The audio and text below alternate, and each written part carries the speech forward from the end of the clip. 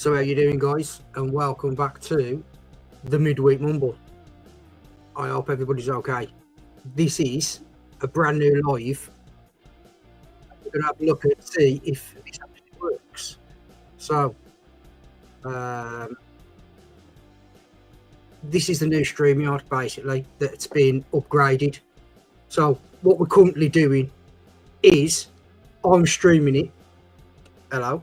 I'm streaming it. But we've got two of the guests who have also logged into StreamYard who are also streaming it through their channel.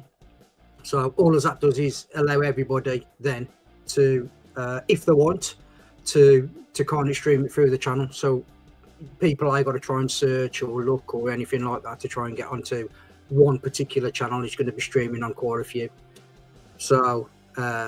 So yeah, let's try this. Very first, I don't know anybody else has tried this at the moment. So yeah, let's see how it goes. Right. So first things first, this is an over 18s channel. If you are under the age of 18, then you do need to click off, unfortunately. Secondly, there will be swearing. So just if you sat with somebody who don't like swearing, then please put some earphones on if you don't mind. So I'm going to quickly bring in the guests and we're going to kick off. So we've actually got Bento and Martin. How you doing, mate? You okay? Very good. Thank you, Brian. Very good. So, thanks for having me on. This is one of the channels that is also streaming. And yeah, also there's 3 people watching. Oh, 3 people. 4 people on Ventor. 4 people on Ventor. And then we've got Craig from Riding Through Grief. How you doing, mate? You okay? Good evening, and I'm pleased to say it's working a treat. It's coming up on the channel nicely. Look at that technology. I'm absolutely flabbergasted. This is working. If I'm being honest. It's doing fine. And then we've got somebody who snuck in this afternoon whilst I was having my tea. It's my own mucker. Dave, how you doing, mate? You all right? How are you? All good.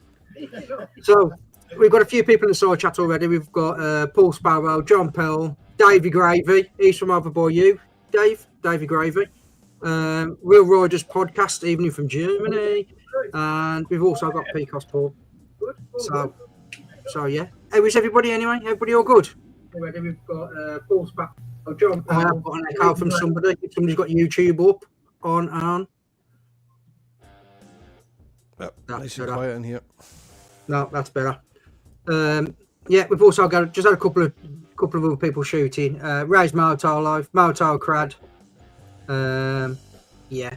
So one thing I'm going to quickly we're going to start off on is this new DJI Mic 2. Oh, so, I've just bought one. Oh, have you? I have bought one. Yeah, I've been holding on. It's only because the tiny one, the new mini one. Yeah. The mini one. Yeah. So we went. Let's have a look. Let's have an unboxing.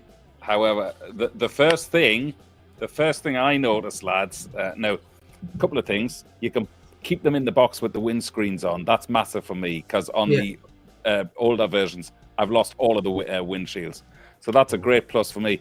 But I've only got the Osmo Action 4s because I can't see any point of upgrading to the 5s. And you can't use the 2 mics wirelessly straight to the camera. You still need to plug the receiver here into the 4.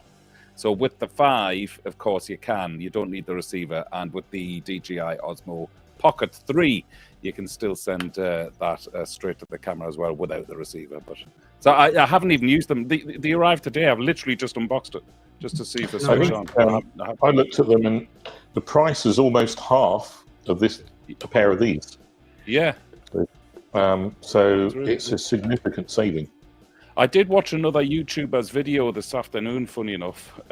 He is using them, and the sound wasn't good, man. Really? So I'll be going into it with very wide eyes. But I don't know how accomplished this YouTuber was. Obviously, I'm not going to say his name. He looked fairly new. He didn't have many subscribers, so maybe this was his first time at using a system like this. But I struggled to hear him on his video. So I think this Mic 2, the bigger one, which I'm using, I can't fault the quality, to be honest. This works really well. Yeah, I've got them as well. I like them. I don't use them for vlogging. I use them for other camera work, but they're good. Yeah. Yeah. Can you still do the gain on the Action 4, Dave? So if you link it to the Action 4, can you still do the gain as like you do with the old mics, or how you tried? I don't know, mate. Like I say, I haven't even played around with it yet. Yeah, I don't know that. I know with the Action 4, because I'll be using the receiver, you can set the gain on the receiver. Yeah. But I'm sure there's a way. Like when I did connect it to the Pocket 3, which is what I'm filming this on. So I can't show you that. But when I connected it to that, I didn't even bother setting the gain, to be honest. I sort of leave everything on auto. It seems to find its own way, you know that? Yeah. I've never really altered the gain on it. It shows the gain on the screen, says somebody called Slow-Mo Lobo. Okay, is that the gain on which screen? On the camera screen, yeah? Yeah, it's on the camera screen. So when you go into it, you can adjust the dB on the actual camera for the mic. Do you know something? I've never done that. No, I've never done it either. I think I'm the only one I'm here that doesn't use the Osmo, though. I'm using my Osmo 3, but not for the recording, but actually just so I can connect the mic. Yeah. So somebody else is saying that connects fine via Bluetooth to the Osmo Action 4. That's correct, but you can't connect the two mics. I maybe forgot to say that. Sorry, I've had a long few days. It's the problem is connecting the two mics. So you can connect one mic without the receiver to the Osmo Action 4, but not two. You need the receiver for that. You can still connect two to the Osmo Action 5. Yeah. Because I actually looked, because when we went away at the weekend, there's a couple of vloggers. We all met up and had a cheeky night just before Christmas out in Wales. But Jay, who I think he's going to be coming on in a bit, Crazy Legs. He's bought the tiny little one that you pair got, and that's one of the reasons why I didn't buy it yet, because I was just like, I want to see his first. I want to see what he thinks of it first. Yeah, loved the form factor. Did you say you bought one, Martin? One of you mean the mini? The new ones, the mini. Are you getting one, or right? No, I'm going to wait and see. The price is a lot less, but this is impressive. I don't need it smaller, but these are £300 a pair. Yeah. Where that one's £160 a pair, I think. Yeah. So can you buy it singly, like because I just bought one. I just bought one of them, the Mic 2, just on its own. I think it's about £80 just on its own. Yeah, you can buy these singly as well. I bet they're probably about the same price. They are actually well in Ireland. I think you can buy a single one for €70. That's about £50, I think. I mean, if the mini version is good audio quality, then it's bound to be a better option, especially if you're looking to tuck them away. As I say, my problem is I don't use them for vlogging. The only thing you can't do with the mini is to record this 32-bit float stuff. Saying that, I've never ever had to go into the mic on the Mic 2 and use the 32-bit float recording because it had been distorted. I've never ever had to do that. So that's why I sort of said, well, somebody else is sitting there, the £49 sterling to buy on its own. That's very mini, that's a good place, isn't it? I'm sure I read somewhere that the Mini has an option where you can have two actual volume levels at the same time going into the a safety track, safety track. Yeah, so the Mini one does do that. That sounds quite a good idea. It is, yeah. Brian, you look 10 years younger without the hair, man. Without the facial hair, it suits you. Cheers, Mucker. It's called stress. That's what it's called. It takes a bit of getting used to, doesn't it? I'm on that new diet, stress. It's called. But it was just one of them. The job role I'm going into, there was kind of saying it was kind of a risk with it being so long. So they needed to get short, not this short, but and you just think. It's gonna go. I'm gonna go back to a bit of a stubble. You look younger, man. Yeah, you're sick of getting the caught in your soup, were you? It's anytime Dave Cole pull me around the ABR festival like he's back and forth to the bar. Stay away from that bar. So, but yeah, it was just one of them. it needs to be gone. To be fair, Good lad. I'd had it a fair few years, but it's quite strange because I keep going to grab it, like, you know what I mean. But you just have to play something else now. I'm single, I so it don't matter now. It'll be falling off you. Yeah, it's really, mate. That's why I wear my glasses. I've gone blind.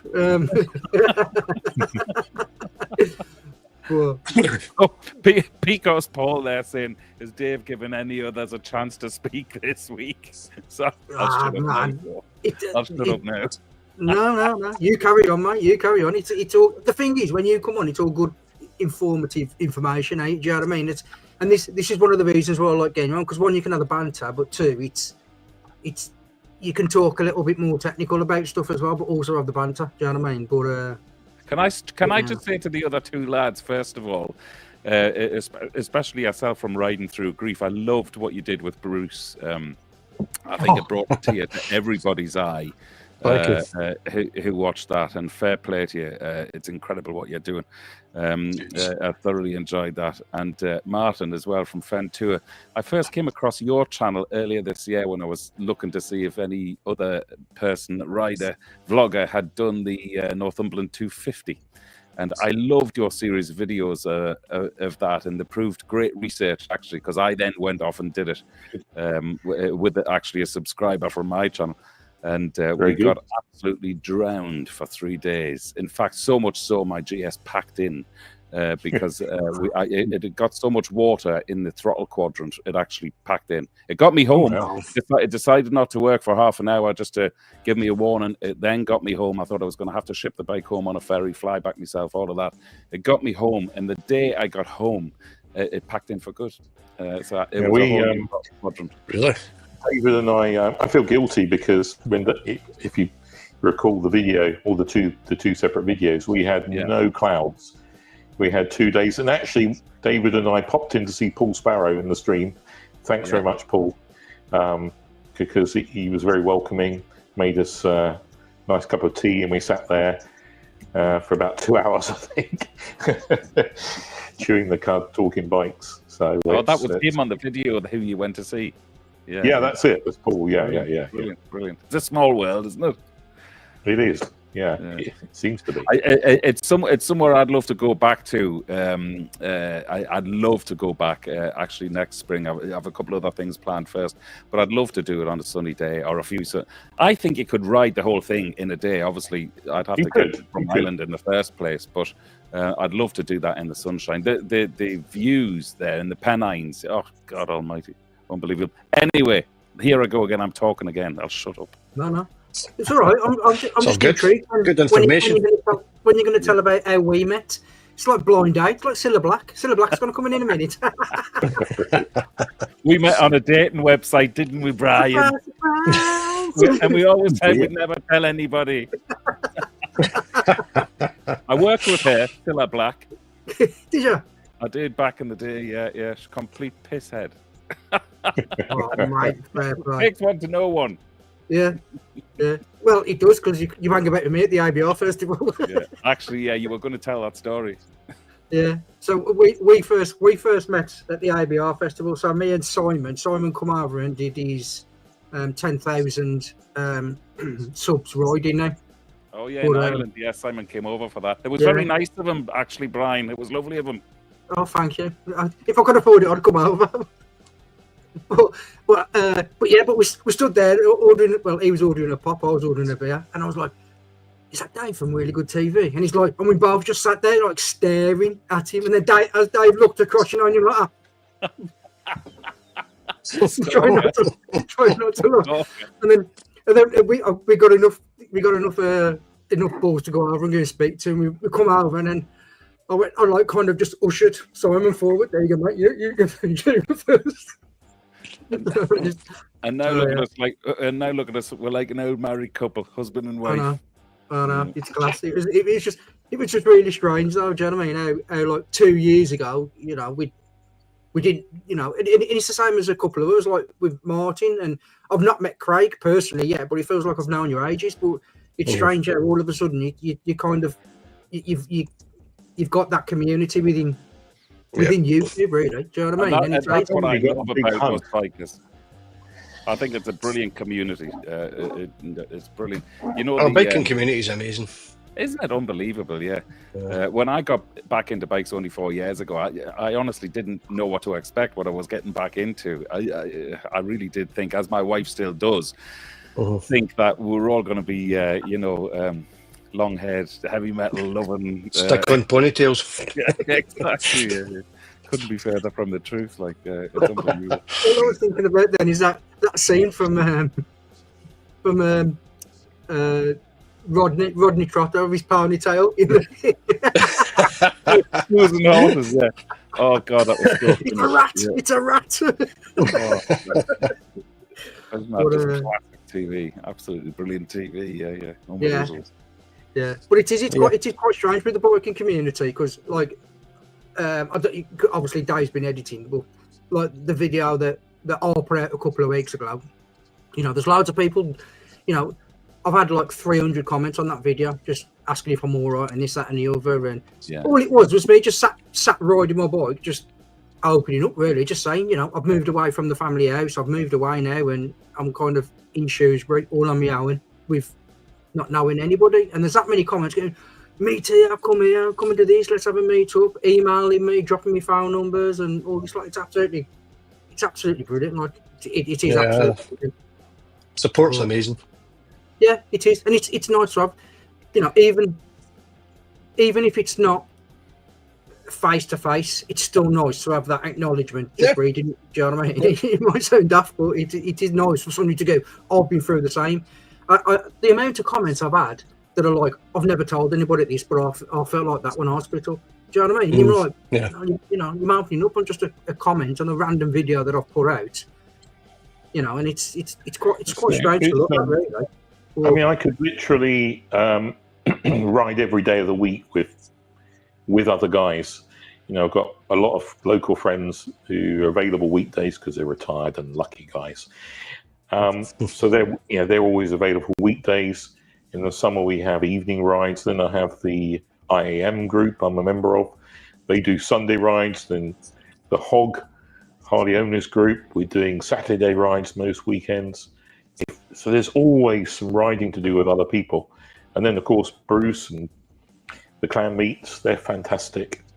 So, you know, so many other communities, and that's just me. You know, my diary's full of motorbike weekends. It's great. Can't wait for next year. Okay. I've got that many things planned next year. I'm excited. I'm excited about it. Yeah. So I'm looking for a big one to do, actually. And when I'm saying a big one, I've had a very kind offer from a subscriber to go to the Pyrenees. He lives over there, and I met him at the ABR last year, and he seems like a thoroughly decent chap. So I'd say that's very, very firmly on the radar. And he's also got a few bikes, so rather than me riding my bike over there, he's very kindly said I could ride one of his as well. So. Funnily enough, I'm going over to the Pyrenees with Bruce next year in June. Oh yeah. Is he doing one of his tours over there? Yeah. Pyrenees Playground. When you going, Craig? Oh, it's round about the 20th of June or the 18th of June. I can't remember. It's round about that time. It's 6 nights. Yeah, so that's around the same time as the ABR, isn't it? I couldn't tell you, actually. Just before, right? What was it? Is that just before? Is that like the weekend before? I wouldn't miss the ABR for the world, so the Pyrenees can wait. Yeah. It is. I was talking about this the other week, though. It's quite strange. I went to the bike show the week after you because you gave me the wrong dates. But can you believe we did that? We couldn't organise a piss up in a brewery, for God's sake. That was unbelievable. So, and it was all my fault, actually. It was all my fault. I'll take the blame for that. Sorry. I even messaged him a couple of days, about a week before, and I went, "Still going on the 23rd, yeah?" And he went, "Yeah." Yeah, definitely. See you there. See you there. No, you won't. You're there 7 days before. But it's quite strange when you walk around the bike show and you look at the bike show and you think the ABR is probably just the stalls at the ABR is probably the same size as what's out in the NEC, in the halls at the NEC, and there's probably more bikes or a vast amount of bikes there than there is at the NEC, because there's a lot of bike manufacturers don't do the NEC no more. It's quite strange, to look at the ABR as the main kind of event. There'll be one less manufacturer there next year. That's unbelievable, that story. KTM. Yeah. Unbelievable. ABR's 27th to 29th of June. We come back from the Pyrenees on the 24th. And are you going to go, Craig, to the ABR? I'd love to, but I'll have to make some plans and see. Yeah. But yeah, the KTM will be a sad thing. Yeah, I know. It's unbelievable. Like, what's happening there? Yeah. So, maybe I could ask a question. I'm concerned about the future of motorcycling in general. You know, you got KTM. You've got a lot of dealers closing. Of course, I'm in the Harley owners group. I'm big into the Harley Davidson scene. We've lost at least 4 or 5 dealers in the last 6 months, and they're, it's a big problem. Harley Davidson only got old gits like me, and I'm young, I can tell you, for a Harley rider. And I can't believe you said that with a straight face. Go on, carry on. But and then we have all the, I don't dare say it, but the net thing. If I say it completely, the channel will get blocked by the UN or something. But all this stuff to get rid of petrol cars, get rid of petrol motorbikes. Yeah. I was in China the other week, electric everything, but only little electric scooters go around the cities. So they're taking place, but in motorcycle news, only 29 electric motorcycles were registered this year, up to when it came out in September anyway, this article in Motorcycle News. Over 49 horsepower. Only 29 registered. Energica have gone bust. And that's... have they? I've got an Energica Rebelli, which is mental fast. And they've gone bust. But I'm not surprised, because I don't use it that much, because no one wants to ride with me, because I have to stop to charge it whilst having a very expensive coffee. And if you went out with a bunch of mates, how would you all get charging? You're fucked. Sorry, we're fucked, basically. The network's shite. I mean, it's all right. No, it's okay for cars. I've got an electric car, and it's mega. But bikes, if you want to go out with a group of mates, if there's 10 of you, and there's 2 chargers, it's going to be... If you want to fill up with petrol and you're out with your mates, you can whip in and out. You can do a whole load of you quite quickly. So I'm really concerned about the future of the freedom of motorcycling. One of the things that gives us the mental health stability, gets us through life. A lot of us, you go out on your bike, it clears the cobwebs.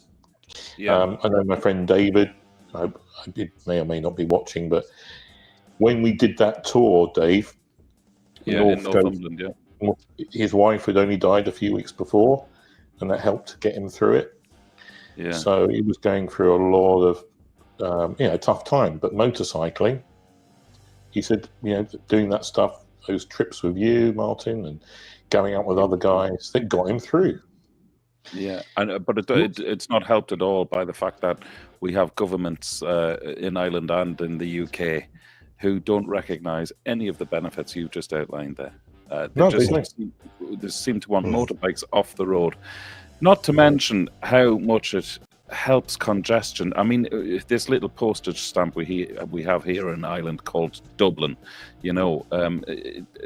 from where I live, which really should be an hour and 20 minutes away from Dublin, it takes 3 hours now in rush hour because of the congestion. And I've often sat on what we call the quays in central Dublin, which they're basically closing down every year, parts of it, to make into bus lanes. Why on earth don't they encourage motorcycles, even in the city centre, or make designated routes for, like they have done for cyclists? Why can't the motorcycles use the bus lanes at certain times or something like that, just to get to work? Because it's bloody impossible. It's a good idea. It's impossible otherwise. Glasgow offer free parking for bikes. That's about the best to do. Yeah. I was in Dublin last week.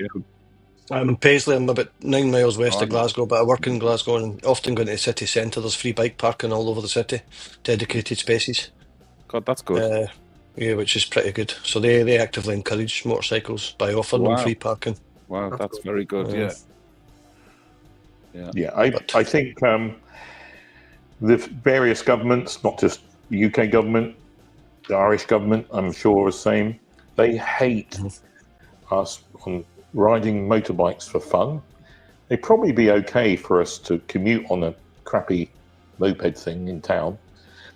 But, when it comes to our big toys, there's no, when you see what's going on in China, and I was there a few weeks ago, there was thousands and thousands of electric scootery things. We're all whizzing around the city. Brilliant way of getting around the city. Yeah, perfect. But ain't no fun when you get out of town. It's going to run out of power quite quick and go only 30 miles an hour. Yeah, so I'm going to say, if you want to go and have a thrash, you know what I mean? That ain't no good, is it? You know what I mean? You want to. Gravy Davy rides there is saying that he can actually use bus lanes up in Northern Ireland. Wow. And they've been doing that for over a decade. I didn't know that. Why can't they do that in the Republic? That would be a great thing, wouldn't it? Yeah. It will help massively, wouldn't it? Massively. It does depend on various towns in the UK. Some towns in the bus lanes allow motorbikes. Most don't. Yeah. Local authorities, isn't it, that decide on it? Yeah, local authorities. So they should allow motorbikes in those bus lanes. It really should. And if you were in Wales, you'd be restricted to 20 miles an hour anyway. So it's not going to get up and push it. You've got to get up and push it in Wales. Let me fill you in on the pavement. Something that's been confirmed, locally to me in Cambridgeshire. So anyone who hates the Liberal Democrats' 20 mile an hour fucking limits. Bloody bastards. Anyway, sorry, I'm swearing. Pissed me off. They came down the drive. Do you want to vote for us? And, do you know about the Institute of Advanced Motorists and Royal Society of Prevention of Accidents? No, what are they? Got no clue about how to ride or drive safely. Oh, we want to reduce everything blanket 20. So they've done that in Ely, where I live. Do you know? Fuck them. So I'm doing 30. I overtake the cars. You could have got this notice underneath saying, just to let you all know, they won't be swearing on. Yeah. It's the first time I've ever heard you swear, Martin. Sorry. No, there is some quite big swearing bits on my channel if you find the right bits. Anyway, it's usually when I'm chasing him down on my BM. Yeah, fucking bloke up my arse. Anyway. So I passed my advanced motorcycling test 2 weeks ago, and the guys who follow you are police riders, police pursuit, whatever they're the top riders, and he was just loved following me, whatever. So I won't boast about it, but I was quite smug. Yeah. I got. What was you wearing? A thong? Yeah, I'm a member of IAM Glasgow North. But what we sat down with you with a blue light on. We started talking about the 20 limits, and he said they will not police them. The Cambridgeshire Police will not police any 20 mile an hour limits. And I suspected this because just outside of the 20 limit, where there's a 30 limit, the police camera van sits there. It won't go in the 20. And they keep parking these camera vans in the 30, just outside of the 20. And I keep sending messages to the Liberal Democrats. Look, I told you so. But they will not police the 20 mile an hour in Ely or Cambridgeshire. So you can, if you're safe, overtake. It's probably unsafe to do so in a car, but on a bike, you can slip past someone doing 20. However, 90% of people are still doing 30 in Ely. They're all going, fuck them. Sorry, enough swearing. It's like that in Wales, mate. If you go to Wales, I mean, I live on the doorstep now for Wales, literally on four roads, and I'm in Wales. So the locals, they adhere to the 20 mile an hour speed limit. You have somebody go through who they don't know, you're getting done. You know what I mean? But the locals are rolling through there at 30, 32, and they ain't getting done.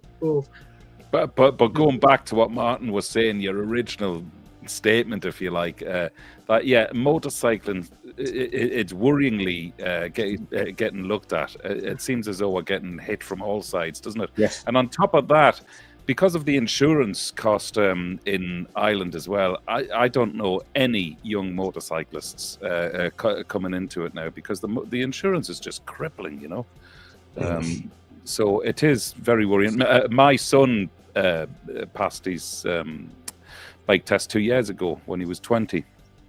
Can't get a bike because of the insurance, even for a bike worth €1,500, like a Honda Shadow, which he was looking at. He was looking at an SV650 as well, around the same price, you know, like a project bike.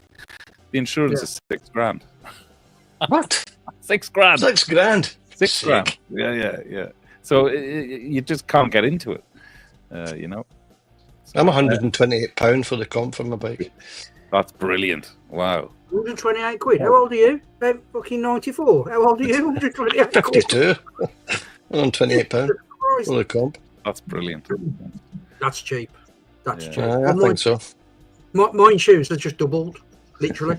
Has it? Because the insurance company that I use now won't insure me because I do 10,000 miles a year. So they basically have just says it's gone from 329 up to 790 something, and I was just like, how's it gone up that much? Because we don't insure over 5,000 miles. Mine's is an old bike though. You've got a fancy new one. Yeah, but you ever seen the fucking mud on it? It don't get cleaned. It looks like an old bike. All I'm saying is, if you want to be honest, so I could say, I'm only doing 5,000 miles a year. Yeah. Oh, you could tell them a lot of shit, yeah. They're never going to know, am they? But if you're going to be honest and say, right, I do, like I do in excess of 10,000 miles a year. So, you know, I'm just want to be honest and make sure that I'm insured. But they won't insure me now. Like if you had an accident, they'd find out exactly how many miles you've done in the year. You've got to check the MOTs and things like that. Exactly. Can I just mention one of the comments? One of my friends has joined. You may have seen him in my videos. Ian is called the Dirty Scoundrels. He's in the comments. We use the electric bike as an excuse not to ride with you, Martin. Thanks, Ian. I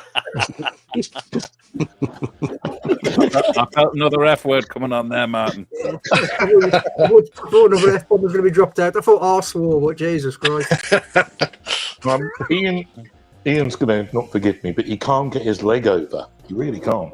A motorbike. He has a hell of a job to get on a bike. His legs don't bend. That's Mark from Leeds here. Mark from Leeds has that problem. He has to do like a run and jump. But yeah, it is ridiculous that the way them just pricing everything. The average working bloke, they're just pricing you out of everything. Insurance, car insurance, cars, gas, electric, council tax, everything. Why people are just going to go? My mate Dylan has just joined there. All right, buddy. Good to see you here. I didn't even get a chance to text you, Dylan, to say I was going to be on this. I hope your mate Dylan half an hour ago. My mate Ian.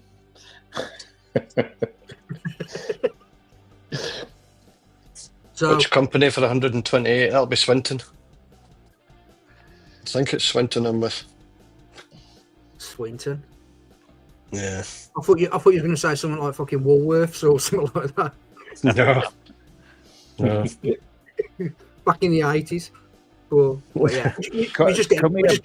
Ryan, tell us about your weekend in Wales with the boys. You had mighty crack, did you? So there was me, Jay Crazy Legs on a bike, Carts Wheels, and Mr. Richie Vita all met up. So we all met up by me up at the Raven Cafe and headed into Wales. But yeah, we had a good play on the way there, so to speak. So we did a big pass which is in between my house, or where I'm living at the moment, and Wales, which is called Hellfire Pass. Yeah. So as we started rolling down this big pass, the tiny little sign at the side of the road saying "road closed." So as we were going down here, there'd been a landslide, and they was just clearing it all off. So we ended up literally rolling through, and carts is on road tyres. His bike's like sketchy. And then you've got new tyres on yours, haven't you? The Dunlop. Yes, thank God. Yeah, big chunky ones now, isn't it? Nice, nice. What I will say is, now that they're scrubbed in, now all the edges are scrubbed in and everything, you can progress really well on the road. If you want to push it, you can progress really well on the road, because me and Rich had a bit of a play, and yeah, he was impressed when I pulled up, and he was like, I can't believe the grip on them tyres, like, because he's got the same tyres. But yeah, he loves them. But it was just. What's the road noise like when you're on like a motorway from them? Motorways are great. There is a lot of road noise on the motorways, but if any knobblies, to be honest, you're going to get a lot of noise. Yeah. But I mean, on a racetrack, I topped out at 140 when I was on a private racetrack, and I had a little bit of a wobble, but nothing major, nothing major off them, like. Yeah. So yeah, but. But you had good crack in Wales anyway. I'd say you went on the almighty piss, did you? Yeah. So we pulled in probably about half 4, 5 o'clock. By the time all of them got down to the bar, I was like 3 points in.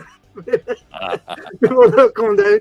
But yeah, it was really nice just to sit there, have a bite to eat, get absolutely obliterated, get up in the morning and have a turtle back. It was just lovely. It was just an absolute laugh. Do you know what I mean? Everybody had a good time. Everybody enjoyed themselves on and off the road. It was just a proper good laugh. That sounds good. Like, great. Actually, one of the things I said I would do, and I think it was yourself, Brian, who I said this to, is that I would come over next year and hook up with as many of you as possible, for a weekend or something like that, and maybe do something like that, go away for the weekend as well. I know the ABR is it, but I mean just like a smaller group and actually ride somewhere like Wales. I'd love to do that. Honestly, it was nice, because there was like when you go to like the ABR and I got flocked, obviously. I don't really. I was the one taking the pictures of him and Richie together. you got flocked by security. That's not like it. By the barman, you ain't ordered a beer in 5 minutes, mate. You're right. You're right. But when you're at the ABR, obviously it's a massive event, and it's like when you go to Richie's Wildbad Weekenders. Do you know what I mean? Yeah. He's just, everybody wants a piece of him every second of the day. And that must be hard to deal with the whole weekend of people. He loves it. I know he does. You can tell. He'd have a wild bad weekend every weekend if he could. Yeah. But this weekend, I mean, you guys know what I'm like, so I'm just crack straight on with the banter, straight on giving him 100%. So he was, he was like a little bit taken back. Oh, what are you doing? I'm just giving it him. But it was absolutely brilliant. We had a right laugh. Got up the next morning. I mean, a couple of us had a sore head. Carts was hanging because he don't drink Guinness, so he was trying to keep up with me and Rich. So, it was. Didn't the hotel in Dundee, they ran out of Guinness when we were there, Brian? If I recall. Was there, he drank. Was that at the Clan weekend in Dundee? Yeah, he went. Yeah. The whole lot went. Yeah, it was that Friday night, man. I was hammered that Friday night. I think Brian gave me my first ever like on Facebook this week, and it was me drinking a pint of Guinness in Dublin. He had like. Yeah. I don't like none of the motorbike stuff. If it's drinking Guinness, then I'll give you a look. Guinness, give you a thumbs up. Thanks very much. Lads, when I moved to Ireland and tried the Guinness over here, I can't even touch the stuff back in the UK now, man. Yeah, it is lovely, isn't it? It's totally different. It's like ice cream over here, you know. So I'm getting a goo on now. Here I am. I'm being very sensible. I've got a glass of orange cordial, and we're all talking about Guinness. It's not the same. I used to drink Guinness all the time, actually, but I'm slimming it with this stuff now. I've got the old. In fact, I bought myself the Guinness cans. Is it nitro sludge cans with the wee bit that goes on the top? Oh yes, yeah, those surge things, yeah. Surge, yeah, it gets quite a nice pint. What's this? Yeah, it is good, yeah. On the way back from Ireland, I stopped in Yorkshire for some beers. Those Yorkshire. These are from the Kirkby Lonsdale Brewery. Very, very lovely. Nice selection. Do you know that's something I really miss in Ireland? We don't have real ales, really. You know, I used to love a proper hand pull ale. You know, yeah, just don't have that over here really. There's a couple of craft breweries. Well, there's actually quite a few of them now springing up, but in a lot of pubs you wouldn't be able to get your hands on that. You can buy bottles of stuff in the supermarket, you know, but it's not the same. I'm just going to say, if you drink enough Guinness, you don't need toilet roll. If you drink enough Guinness. For medicinal purposes. or just have a shower straight after, you sweethearts. That's what I do at the ABR. That's too much detail, yeah. Put me in the ocean for the Guinness now. I drink I do like. I've gone off lager completely now. Over about the last 4 to 5 years, I've gone off lager. I really like the old school ales, or going to these boozers where they have just got like one barrel of, I don't know, milk stout, which is 9%, and then they pour you half a glass, and you're like saying, I'll try one of them. I'll have one of them. You know what I mean? And just work your way through them. There's a nice pub in Glencoe that's got the bar. It's quite a long bar, and it's just loads of different ales. I know a few folk that go in there and they just go along them, have a bit each. I've not done it yet myself, but so that's never long enough. Great. I like stuff like that. That really. That's something that I like doing. Just to sit there, not get pissed, but like half a pint, just try each one, and it's part of a big inn. Yeah, it's called Boots Bar, and it's where all the walkers and everything go. So it's got an open fire and all that, serve nice food. But real ales, stacks and stacks and stacks of real ales. When you go up to them, they'll give you a wee cup and let you try them all. And lovely. Long as you order a pint, nice. Oh, lovely place, lovely place. So just we're gonna. Let Dave know that me and Jay Crazy Legs, we're going to come over to Ireland next year. Brilliant. We're going to try. I'm not there then. We're going to. I was going to say we're going to try and bloody see you there, and he's going to go, no, I ain't there. Are you busy? I'm busy all weekend. Every weekend. And the year after, I'm not there either. So.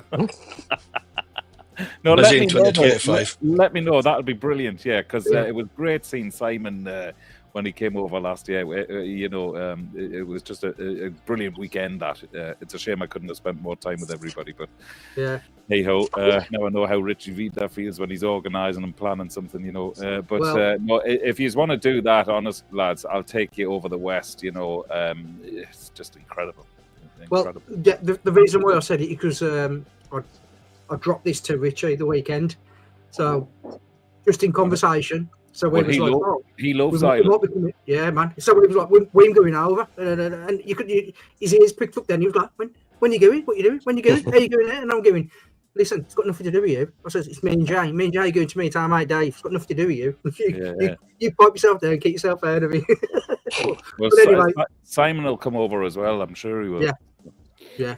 But yeah, we're gonna have a look at it because, like I say, I definitely want to come over because I have been there in ages. So as Paul Sparrow's just saying, he'll be doing the Northumberland 250 again in the dry.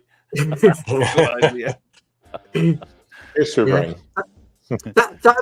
an idea. Wouldn't it? Trying to get a hotel with us all in, and doing something like that for a weekend. That would Do be you know what I incredible. mean? Yeah. And just have that weekend just for us kind of thing. You know what I mean?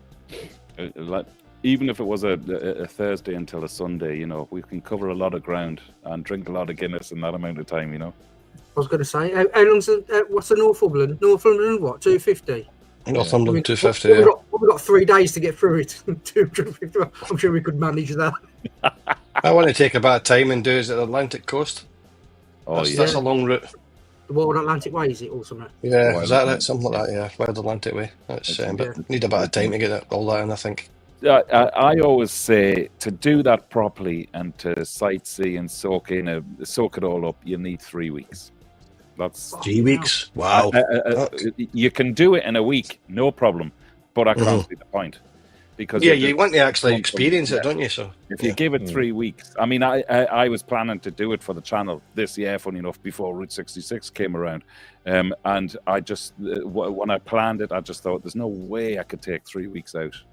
You know, no, that's a hell of a Route 66 for 2 weeks, you know. But I reckon it'll take 3 weeks the Wild Atlantic Way just to make a. You know what? I'm saying that I'm talking as a moto vlogger as well, making videos and doing sort of history pieces along the way. So I was looking at it with those, you know, lens eyes on the. But just as a tourist, you want to experience the different parts of it as well. It's like and people come up here and do the North Coast 500 and they go, they whiz round it and say, oh, that was great. They've not actually experienced anything on it. Yeah, it's like people who go on holiday abroad and sit in an Irish bar for a fortnight and say, oh yeah, Portugal was fucking great. Yeah. I was planning to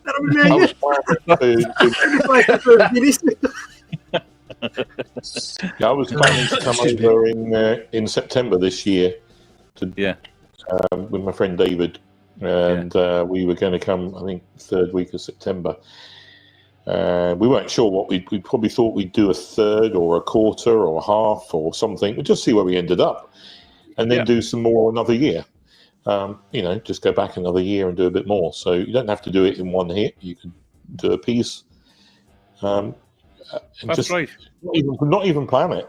Just come up, just ride round, see where you end up for the evening. But unfortunately, my work was crap, so I had to stay at work. So maybe next year if work's better. Yeah, and that's actually a good thing to say, Martin. You don't have to do the whole lot in one visit. You know, there's also, I mean, one of my favourite places in Ireland is the West Cork Peninsula. I call it the Irish Riviera. It's unbelievable. Places like Schull and the likes of down there, Baltimore. It's just, the scenery is unbelievable. You know, I've lived here 23 years and I thought I'd seen the entire island. I haven't. There are places you can go on the west of Ireland, and I've talked about this in a video when I was doing those Mountain Pass, that Mountain Pass series. There are still places you can go in Ireland where you will not see a person or a car for a day. There's not many places left like that in the world. No, well, it's quite incredible. You know, we're so spoiled. So spoiled. And then only 2 years ago, I did the Causeway Coastal Route, the Antrim coastline, which is only an hour and a half from where I live, and I hadn't done it before on a motorcycle. That literally took my breath away. The scenery up there, that's on par with the Northumberland 250 now. It's incredible. I'll do that again. So. That's on my the new bike over there. On the new bike. You know, isn't that funny? Whenever you've got a new bike coming, you're going to do all these new tours and routes, and you're going to go here and you're going to go there. Why does it need a new bike to do that, for fuck's sake? You know, just because you're the one packed in the rain.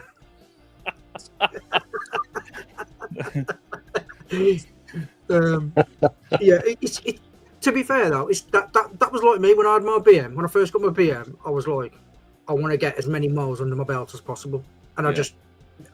It's so comfortable, that bike, it's unreal. Like, I'll come back from Fleet, just above Blackpool, Sunday night. Fleet to Shrewsbury was like 3.5 hours without hitching the motorway. And I sat there for 3.5 hours, day stop at all. Just did all the back roads. I mean, it was pitch black, did all the back roads, but it was absolutely fantastic. It was just, it's so comfortable. Yeah. Have you got the low chassis, Brian, on your 1250? Yeah. Yeah, no, I've got the really tall one. I have. And fucking built up heels like that. I've got Richard Reeder's boots on with about that big a heel on them. Have you got bricks on the pedals? Yeah. Big doorstops. Yeah. I got a 1250 GSA as a courtesy bike. I quite liked it. It was a low chassis. Nice. Because I don't have a particularly long leg. I'm 5'10". I rode the new GSA manual full height bike a few weeks ago, and then I tested the GSA Auto low height one. It's not a chassis because someone bollocked me on my channel for calling it chassis. It's actually a lower 20 millimeter. It's a suspension that's down. Yeah. But to be honest, I could feel it was a bit of a harsher ride on the low suspension version. So that high bike does ride better. The full height one. Okay. Yeah, but you see, if you have the low chassis and you go into your settings, you can actually push it up to the point where you're at the same height as a normal bike. I don't know, but it's apparently 20 millimeter lower springs and all that sort of stuff. But it still goes even lower with the auto lowering bit. I was going to say, do you not get them that sort of sit down when you stop? You get to a certain speed and the suspension drops a bit. Yeah, it drops 20 or 30 millimeters as you come to a halt. So I was on the Multistrada, it did that as well. It's quite a nice feature. So on the new 1300 GSA, it's called the Comfort Ride Height. Comfort height. Yeah, you have to buy it with. I think you have to buy it. You can only get that comfort height if you have the auto lowering as well. Yeah. You have to have both. But of course, you've got long legs. You're fine. You can do what you want. Standard seat on that comfort height where it lowers will go down to 830 millimeters, which I think I could just about get away with as well. I'm 5'8", 30 inside leg. I checked. I'm 30 inside as well. Yeah. I checked all the heights, and I've ordered the extra high seat, but it's still 5 millimeters lower than the XR, and I can flat foot the XR, so I know I'll be okay on that. What height are you, Martin? Sorry? What height are you?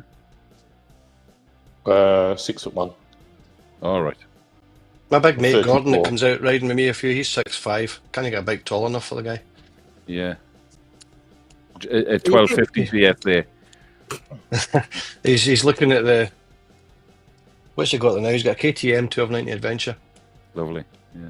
But he's kind of got a soft spot for the new 1300 GSA. Yeah.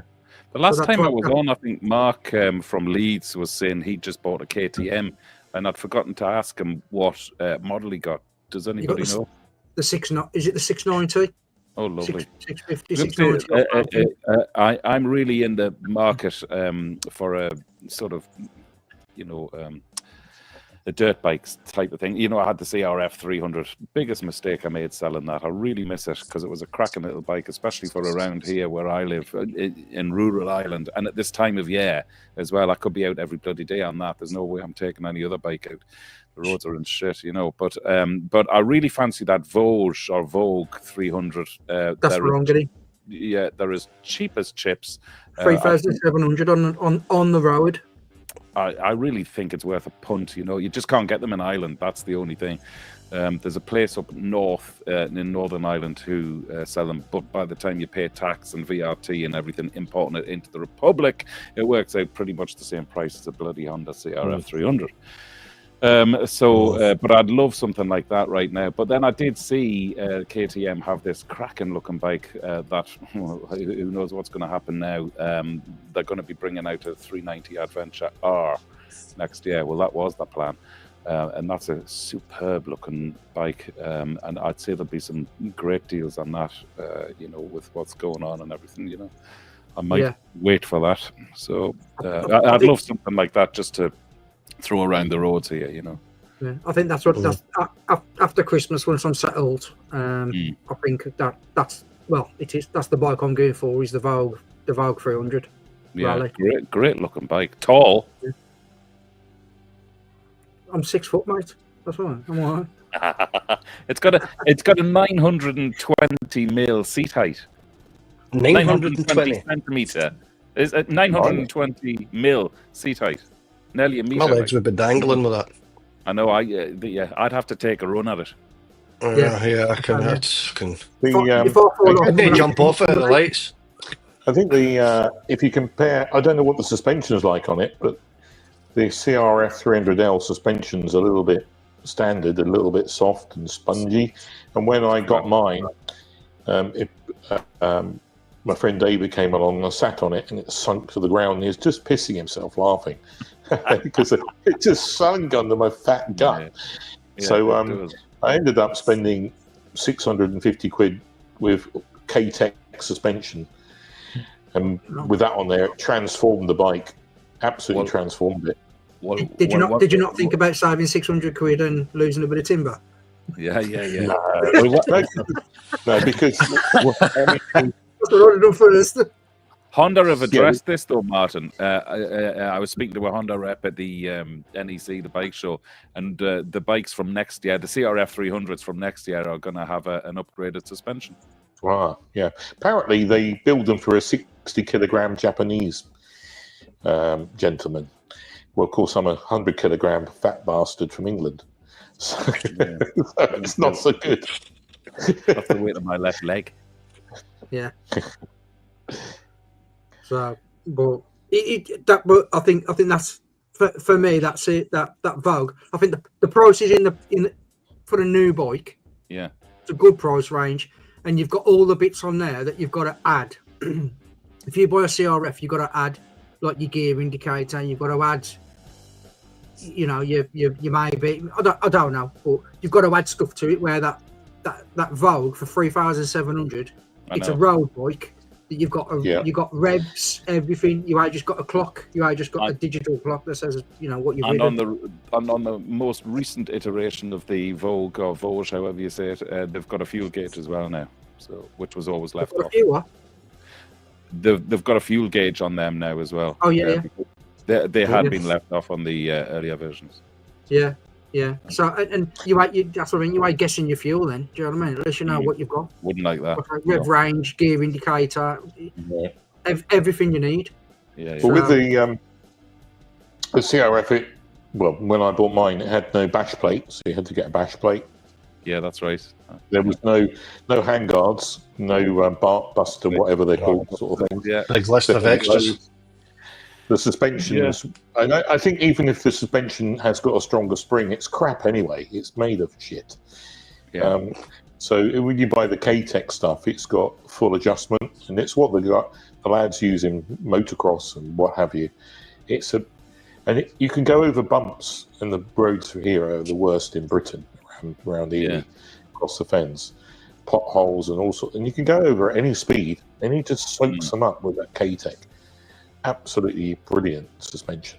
If the Vogue has quality suspension, then it could be quite a bike. To be fair, for the price, it don't matter if it, for 3,700 on the road, you could keep that 6 or 7 months going thrash it around and think to yourself, right, and it'd be worth a tenner. Yeah, I need sell it for 30 quid, man. Yeah, so exactly. I mean, that's when the you only thing. let me know. The resale value is going to go through the bloody floor. That's an idea, Brian. You buy it next year, and I'll buy it off you in 6 months for 30 quid. It's going to be one. It's going to be one of them, mate. If you a bit thrashed, but I'll do. It's going to be one of them, mate. When you buy it, and you're going to keep it. With a bike like that, it might actually be a really good purchase over a long term. It may not. We don't know what the spare situation and support's going to be going forward. Where if you bought a second-hand Honda CRF for $3,500, if you look after it, it'll still be worth $3,500, and you can get all the spares and it fixed. So and Honda reliability and all that. Yeah, I think the key to the Vogue is longevity. And they haven't been out long enough to prove their worth, basically. And I think that's what a lot of people are waiting for with Chinese bikes, because they're so new to the market. Nobody knows how long these bikes are going to last. Quite right. I think in 10 years' time, the Chinese are going to blitz the motorcycle market, especially with what we were talking about before, and the designs, the concepts, if they keep the pricing right to get into the market as well, and then the bikes last, if they have good longevity, I think they're going to crack the market. I really do. A little while ago, earlier on we spoke about the future of motorcycling, and we maybe, anyway, rather than swearing again, but if we go to electric cars and the future of cars and the future of European car manufacturers, they also are in big poo-poo, because when I was in China, every other car's electric and a lot of them look fantastic. They're making, I think in China, they're making more electric cars than the rest of the world every year combined. Including Tesla. It's huge. I take it they've got a good infrastructure for charging over there. It's not a problem. It's not a problem charging here either. Not for a car. Problem for motorbikes. Problem is for motorbikes because you want to be with your mates. But the problem, the Chinese can make a car for half the price, and the quality is. I mean, Lotus are owned by a Chinese company, a big electric car company. They've built the Lotus electric car, but it's all built in China. The latest Volvos, or not what they're called, I don't know what the name is. They're built in China. The Teslas that you see in the UK are built in China. So the poor old Volkswagen and Audi, whatever, their time's limited. I think the Chinese are going to swamp Europe with cheap cars and motorbikes, whether electric or petrol, and the quality. It's a bit like Japan, if you remember. Maybe you don't know if you're old enough, but I remember when I was a kid, my mum had a Datsun Cherry in 1973. Great car. I had one of them. It rusted away, but the engine went forever. What? A Datsun Cherry? Yeah. What the fuck? Datsun Cherry? I'm going to have to Google that. Was about 20, and I had an old Datsun Cherry I used to fly about, and I loved it. Everyone used to say Jap crap to me, but actually now people buy a Japanese car, they don't say Jap crap. They think quality. Quite different. And I think the same is going to be the case with people said that about Korean cars. Korean cars are really superb now. SsangYong are Korean, aren't they? Sorry? SsangYong are Korean, aren't they? SsangYong are Korean, I think. Yeah. I'll tell you what, right now, I didn't think I'd like electric cars. I absolutely love mine. Absolutely love it. It's sound. It's apart from the lax sound. The what? I said the lax sound. You said it sounded. I said the lax sound. Sounds like it's been a fair few years, but it sounds like an hairdryer. Somebody's got music playing in the background, by the way, or is that on your new site? It's on my new. This is the new improved Midweek Mumble for the background music. Just play the bloody music and drown us out, for God's sake. You get a much bigger audience. That's just in case when starts talking too much, I could just drown them out. If you go back to the cost of electric anything, it's okay when you can fill up cheap at home or at work or something. If you're out and about, cost per kilowatt is often 60-70 pence a kilowatt here in the UK to charge an electric car. Now that's going to get you 3 miles for 70p. Now I've been driving, when I came to Ireland this last week, so I was in Dublin, I thought, I'm not bringing my Tesla because there's nowhere to charge in Ireland and I'll be fucked. So I took a little hybrid car, a little Hyundai hybrid, 73 miles per gallon averaged, and it cost me I think £41 to fill it up, and I did 500 miles for 41 quid of petrol. It's a hell of a lot less than charging the electric car. How the hell and there's no tax on electricity yet from the government. You wait till they tax it, we are fooked. Being polite now, fooked. So I haven't even looked into the electric cars because I just know I can't make it work for my job and what I do and where I live. It wouldn't suit me at all, not unless a battery comes with a 2,000 mile range, so I just haven't looked at crossing over just yet. But there's no way I'll be buying an electric motorbike. However, I was filming in a really rough area of Dublin last week, droning for a documentary we're doing. A place called Sheriff Street. It's real. It's like the Wild West in Dublin, all right. And the Ballyclava guys were pulling wheelies up and down Sheriff Street on their electric motorcycles, one wheel in the air. And I was so impressed by these. I mean, I wish I could have actually stopped one to ask him, "Excuse me, young man, your motorcycle's jolly nice. Can you tell me the make, where you got it from?" But he was too busy pulling wheelies, No, when I saw them, I thought, no, they're great looking bikes, like dirt bikes, electric. And silent. So obviously great for the criminals. You can't even hear them, let alone see them. Yeah, they're used for a lot of phone theft, aren't they, in places like London? People have these sort of whatever bikes, they wear a balaclava, ride around, no one can catch them, and they just grab people's phones. Quietly come up. I've had mine nicked out of my hand. I had my camera nicked. Go on, Dave. How'd you catch them? Bloody hell. Yeah, I had my camera, I had 10, that was 10 years ago in Dublin as well. I was held at knife point by 5 blokes. 2 knives, one in my front and one in my back. All they wanted was the camera. So I gave them it. Of course. I think I would as well. I think we ordered them exactly the same. So, but Mr. Wishman, let me change the camera. Big G. Big G's in the house. Yeah, Big G's here. This is the camera I'm using. I don't want that to get pinched. No, that's a nice little camera. Oh, an A7C, nice bit of kit. A7CR. It's absolutely awesome. Oh, CR. Oh, cool. Yeah. So, and all the. How old's that? Sorry. Has that got a film at the back? How old's that? I bought that about a year ago. All right.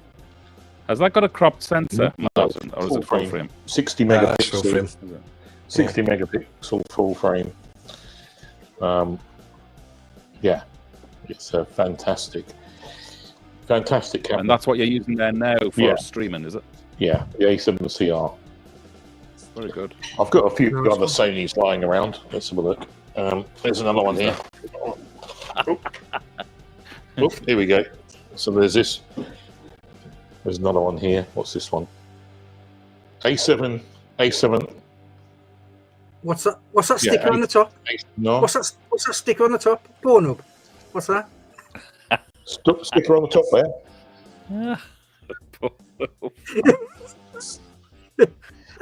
Camera port.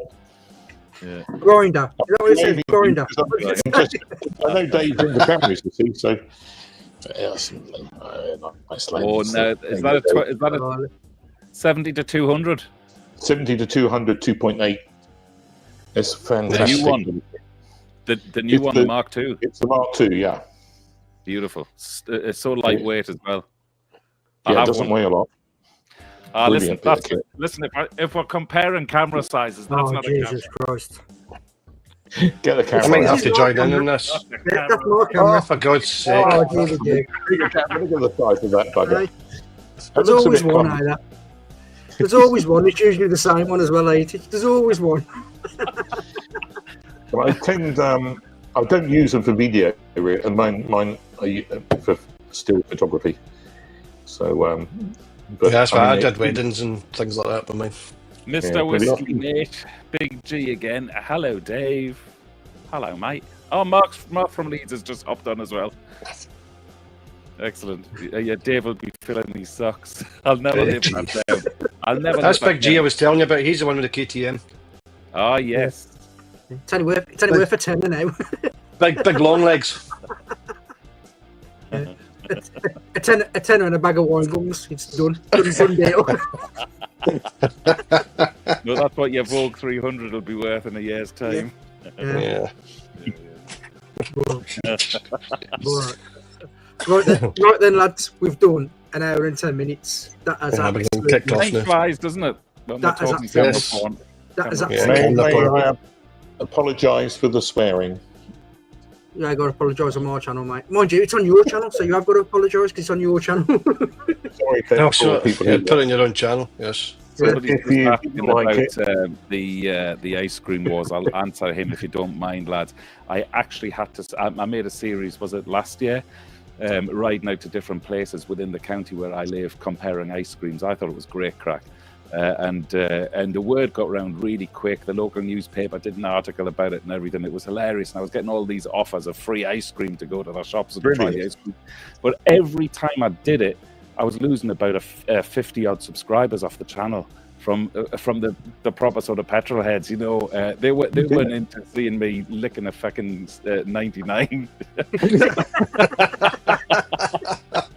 So I did. So I did 4 of these episodes and thought I'm going to have to scrap the series. So the answer to your question, mate, is that there was no winner because I literally had to end the series before it ended my channel. So sorry about that. And Mark from Leeds. Oh, I was going to save this, Mark, until it actually arrived, until I'd got it. So Mark has made me a sticker board. I'm so impressed by the social media things he's been putting up of the sticker boards with the logo of Motovloggers on. So he sent it to my daughter, who is at university in England, because to send it over here would have been ridiculous, you know, postage-wise. So she's bringing it home in 2 weeks' time for Christmas. But yes, she has got it, Mark. I told her not to open it. So she thinks it's a Christmas present for her. She'd be very upset if I give her that on Christmas Day.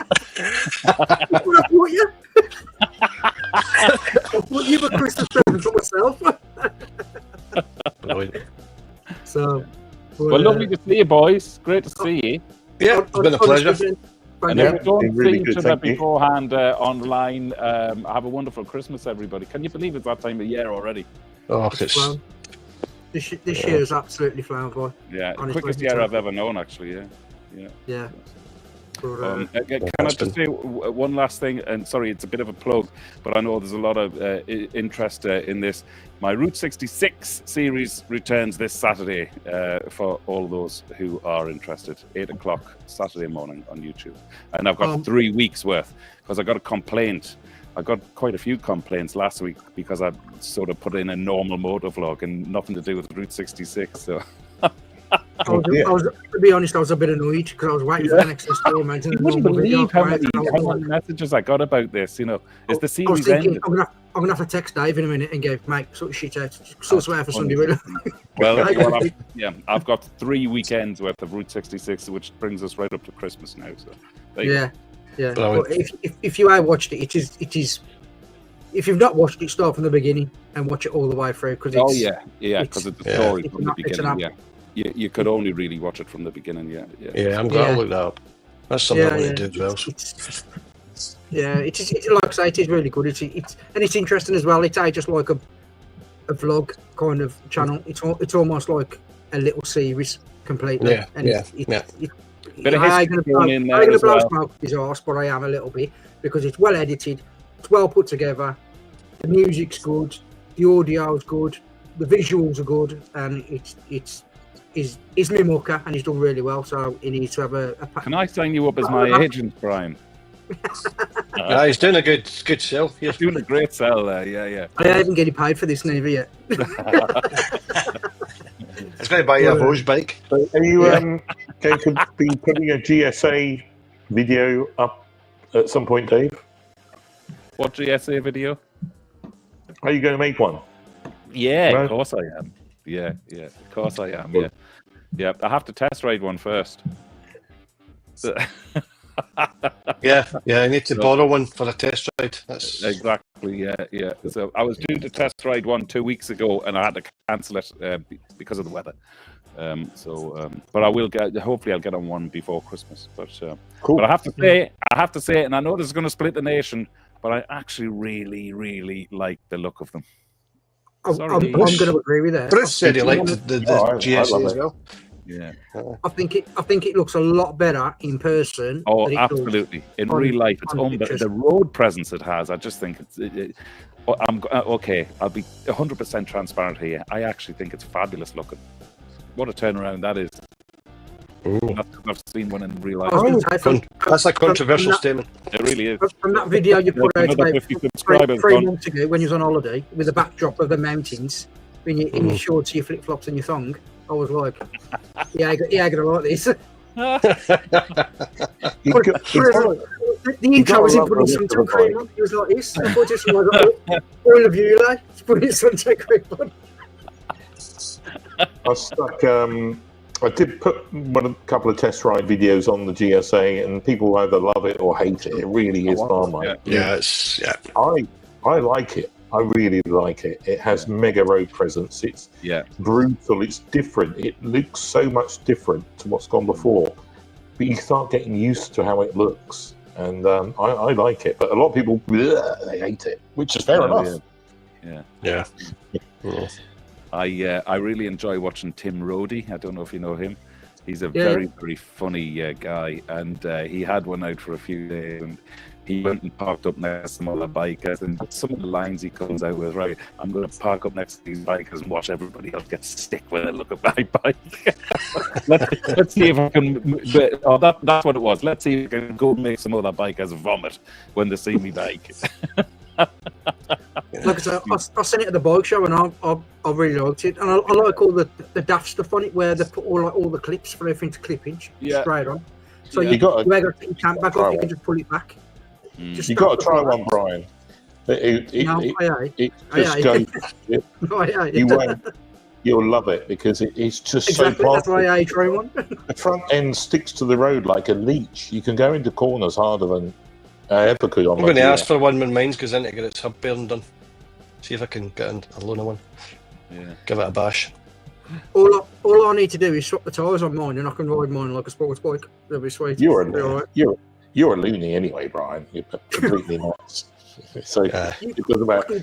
You're that's why they doubled your insurance. Yeah. Watching his videos. A YouTube channel. I'm a very sensible rider. I love you now. You know what I mean? You ask Martin. I'm a very, very sensible rider. Lads, you'll need to forgive me. I'm going to have to shoot because I've got some stuff to get organised. So it's been a pleasure, and I'll catch up with you later. Craig. All the best. Thanks to everybody else to chat for watching. Catch you. Bye bye now. Sure. Sorry, you're waffling. Yeah. Guys. So yeah, we had a bit of a play in Scotland, David. We had a bit of a play in Scotland, but. And guys. I mean, I wasn't the person to overtake the leader. You fucking was. He was. I followed you and overtook you, and then lost you, and then I'll become the leader. I don't know where you are. I've never done the North Coast. I've never done the 500 in Scotland. Maybe I could do that next year. 100%. Well, we were, if you didn't know, we were up on a Bruce ride, and somehow we all overtook the leader. And ended up getting complete fuck up. But it was. I got the fucking toasting for it. Out of everybody, there's like 60 in the group. I got the toasting off Bruce.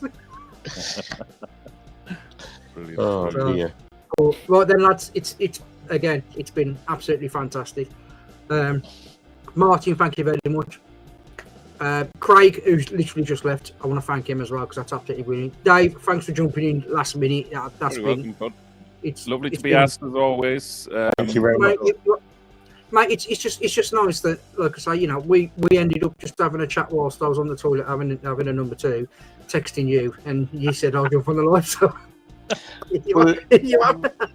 it's just interesting quickly to mention, Brian, that between 5 and 6 have been fairly constantly watching on the Fentor channel.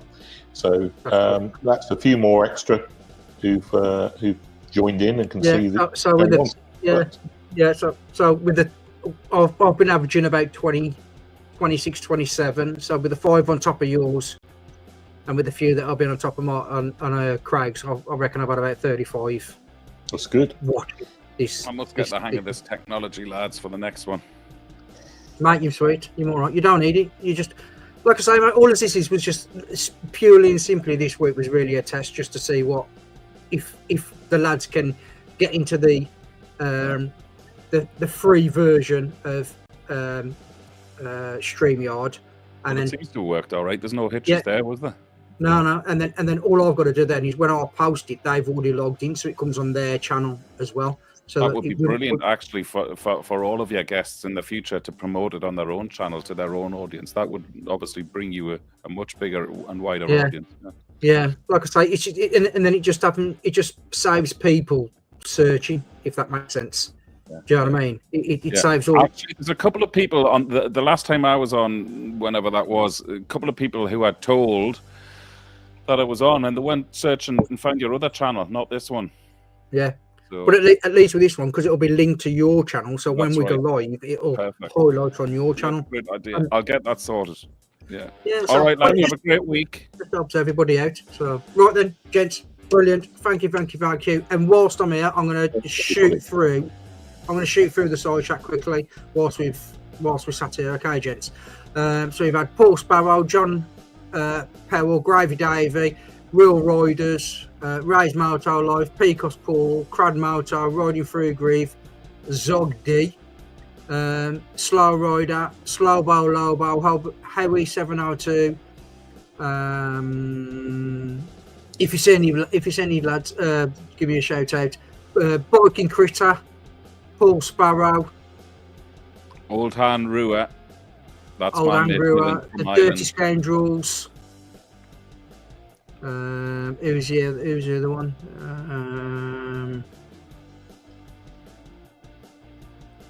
Your mate Dave. What's didn't pronounce that? Yeah, Old Han Rua.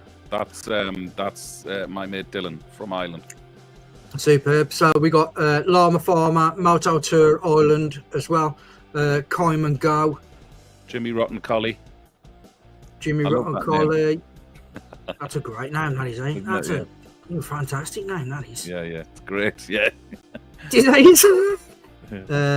Danny Daly, or Danny Daly, as I call him. Bionic Bikers, watch them as well, because if you like, they're actually homeless and they travel around the country, so they just tent up and stuff like that. Like that's a really good channel. Mr. Whiskey M8, Big G, Mark from Leeds, Moto Born Virginia, I think that is. And I think that is pretty much it. I think that is about it all. So, as usual, guys, that's absolutely fantastic. Honestly, genuinely, it's been absolutely brilliant again, as usual. I'm flabbergasted these to do so well. Honestly, I thought they'd died deaf, but it's been absolutely fantastic. So, as usual, if you can all stay safe, keep your family safe, and all do one thing, which is smile. Thank you very much, lookers. Until next time, that's me, the Peaky Boy Great, and I'll see you all soon. Take care. All the best, bud. A Merry Christmas, everybody. Merry Christmas.